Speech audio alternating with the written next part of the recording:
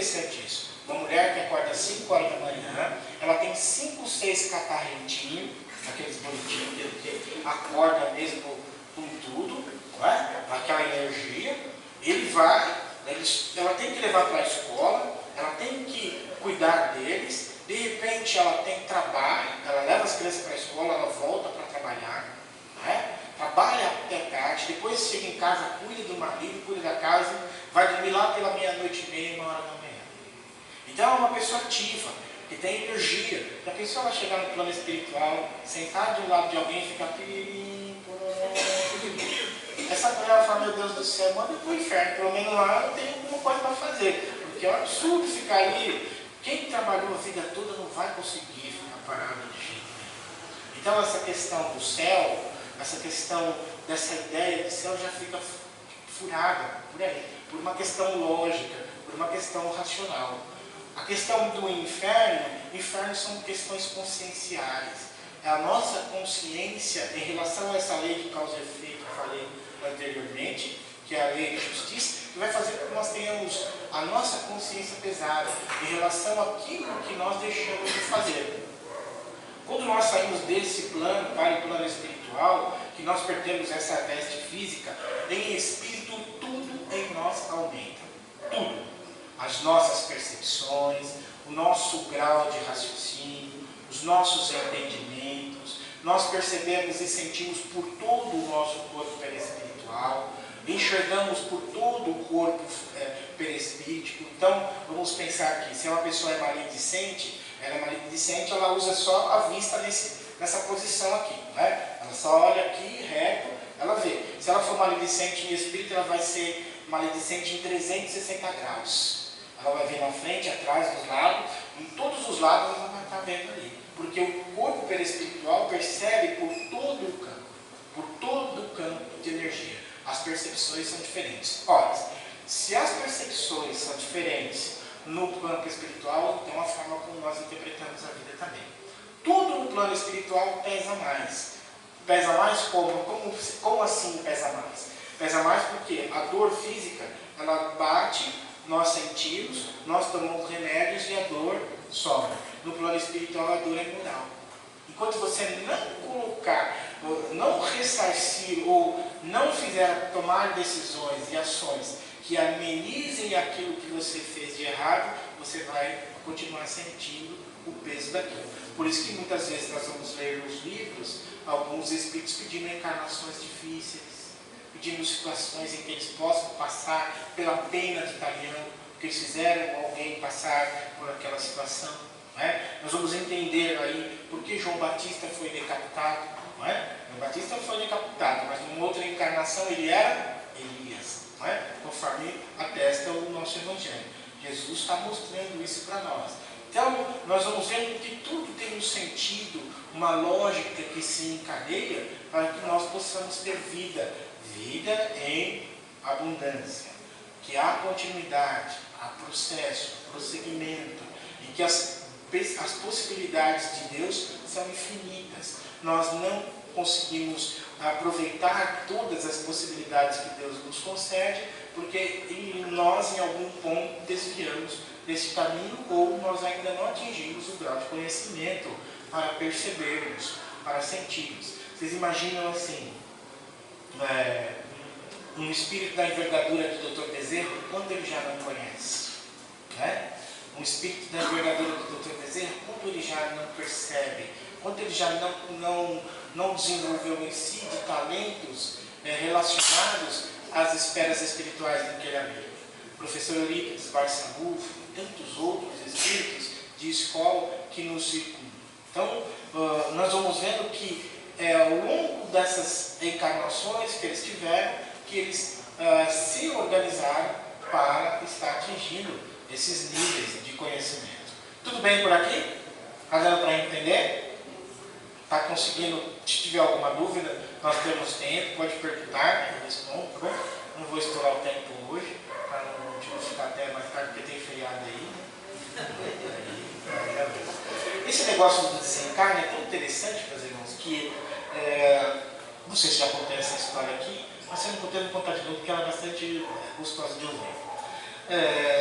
diz que tinham dois amigos muito achegados um ao outro. Aqueles amigos de convivência de infância, aqueles amigos que muitas vezes se encontravam para jogar bola, se encontravam para sair para as festas, se encontravam para beber, se encontravam para se divertir, casaram quase que ao mesmo tempo, vira e mexe estavam se reunindo para poder bater papo e contar histórias, para pescar. Um deles um dia desencarnou e o outro ficou muito desolado. Falou, puxa, perdi meu melhor amigo, a gente tinha uma convivência tão boa.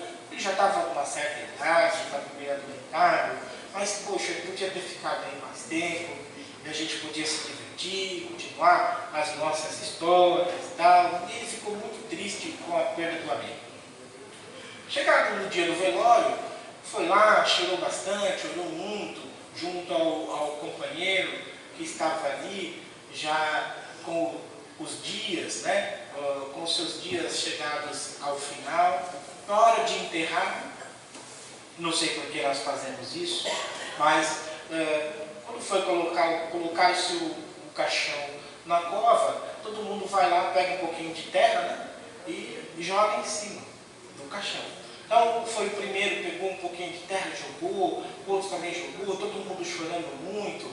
E na hora que chegou a vez dele, ele pegou um punhado de terra, encheu bem a mão, meu amigo, né? Encheu a mão de terra. Quando ele debruçou para jogar a terra, ele se voltou muito em cima.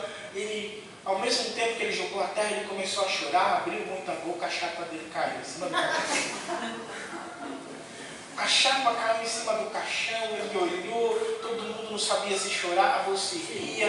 Ele, mas era uma pessoa jocosa, inteligente, ele olhou bem para o lado e falou assim, meu Deus do céu, agora o que eu faço de assim? Né? Imediatamente deu um estalo na cabeça dele. Ele olhou para o céu, olhou para baixo na cena. Vai, meu amigo, vai e leva esse meu último sorriso. Eu não sei como é que o amigo acordou com aquela chapa na frente dele quando chegou. Ele devia estar tudo babado, né? Porque ele estava chorando e aí caiu. Mas olha, que otimismo, não é?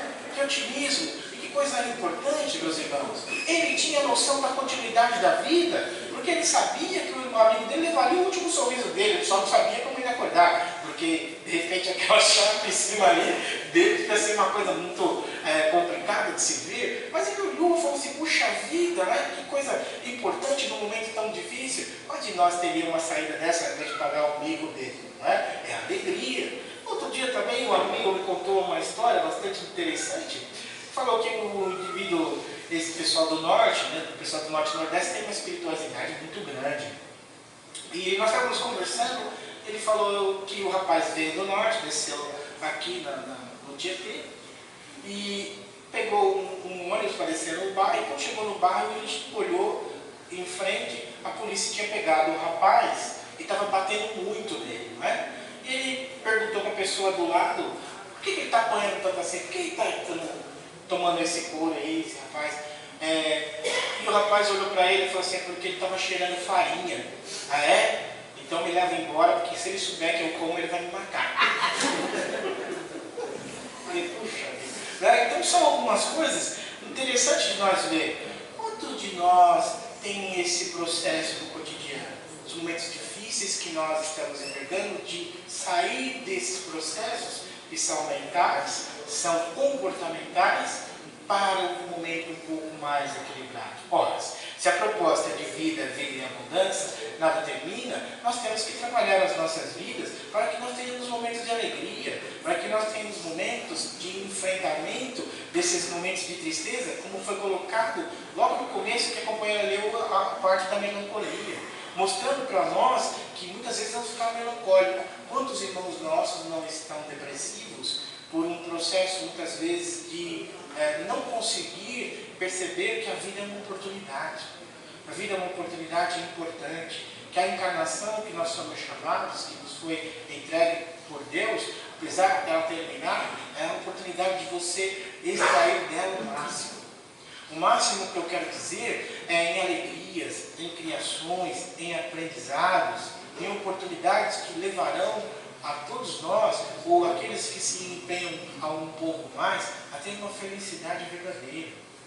Nós não devemos nos fiar felicidade em bens materiais em hipótese nenhuma. Por quê? São bens perecíveis. A felicidade está na relação com o meu filho, na relação com a minha filha, na minha relação com meus amigos no centro, na minha relação com os meus amigos no trabalho, a minha relação com a minha esposa. Aí está a verdade do que eu realmente sou. Na casa espírita ou em qualquer outro lugar, nós começamos a nos posicionar hoje com muitas máscaras. Nós escondemos o que nós somos e depois de um certo tempo, não dá para esconder muito, vem à tona que nós somos e ficamos tristes. Eu tenho observado e conversado com pessoas, amigos, que de longos anos, que de repente, por um processo um pouco mais acentuado na casa espírita,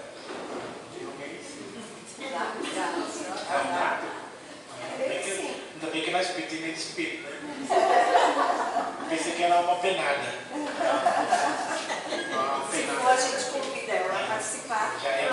Eu já ia correr, né? Já segurei a vida e correr.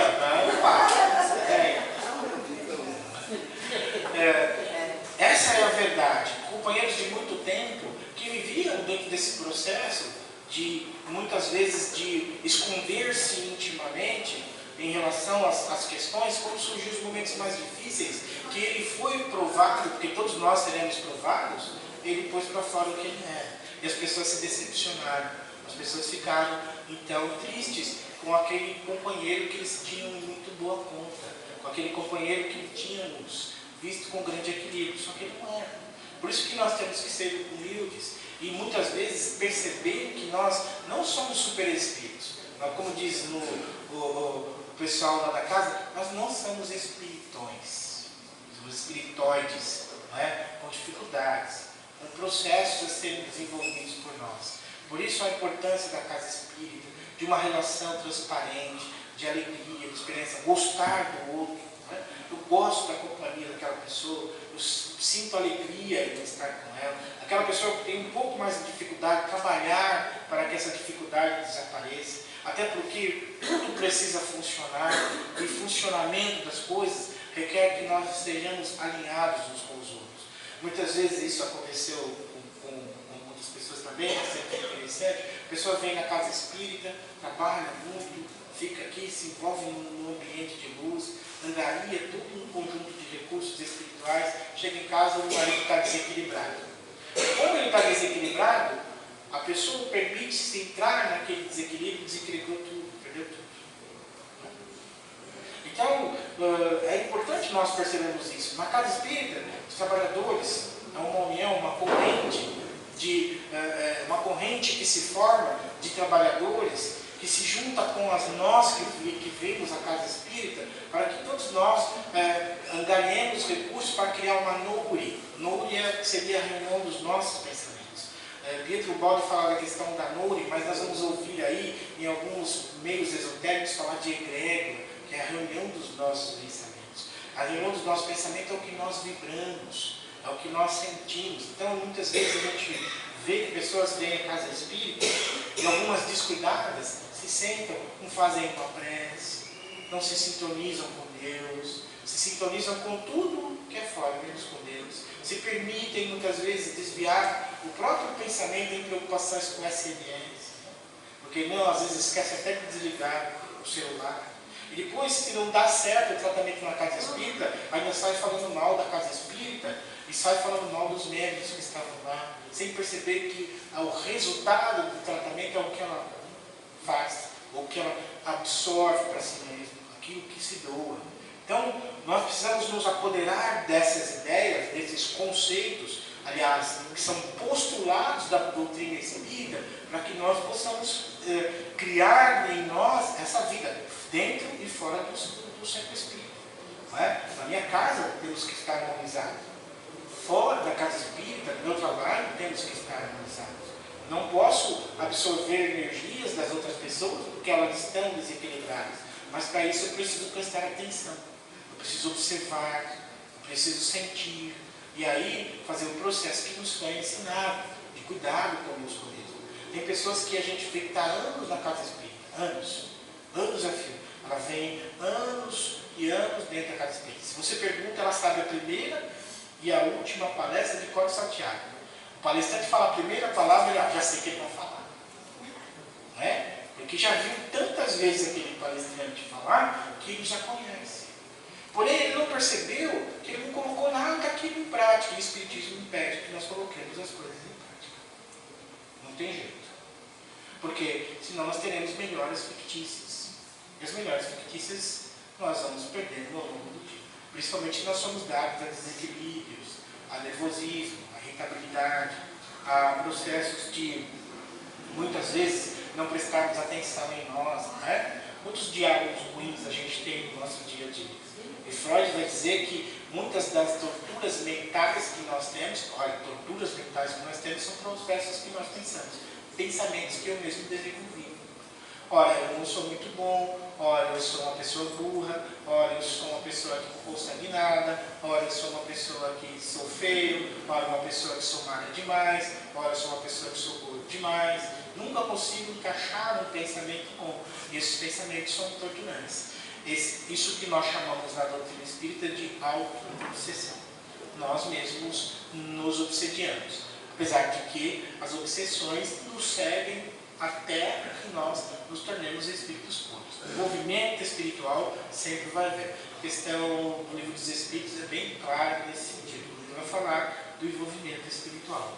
Então, o que nós precisamos fazer hoje? Melhorar a nós mesmos. Esse é o nosso trabalho. Nosso trabalho é de estarmos aqui para vivenciarmos os ensinamentos de Jesus, aclarados pela doutrina espírita, que nos trouxe todo esse compêndio de informações para que nós pudéssemos estar compreendendo quem nós realmente somos e para que nós pudéssemos ser felizes. Não é para a gente ter doenças. As doenças que nós temos hoje, muitas delas já poderiam ter sido erradicadas. Só não são erradicadas porque nós ainda resistimos ao tempo, resistimos às informações ou aos ensinamentos que nos foram trazidos por Jesus. Como diz o apóstolo Paulo, tudo nos é lícito, porém, nem tudo nos convém. Precisamos pensar nisso. Hoje, com muita dificuldade, muito pesar que eu digo isso, apesar da tecnologia que nós temos, as pessoas estão ainda isoladas, solitárias, os nossos jovens estão desencarnando antes do tempo, nós estamos vendo a sexualidade descambar, estamos vendo processos dos nossos, os nossos avós, os nossos mais velhos abandonados ainda, nós estamos vendo ainda a fome, nós estamos vendo as crianças ainda sendo maltratadas, nós estamos vendo ainda as famílias sendo destruídas por processos que nós já poderíamos ter melhorado. As drogas tomando proporções cada vez maiores, o processo hoje de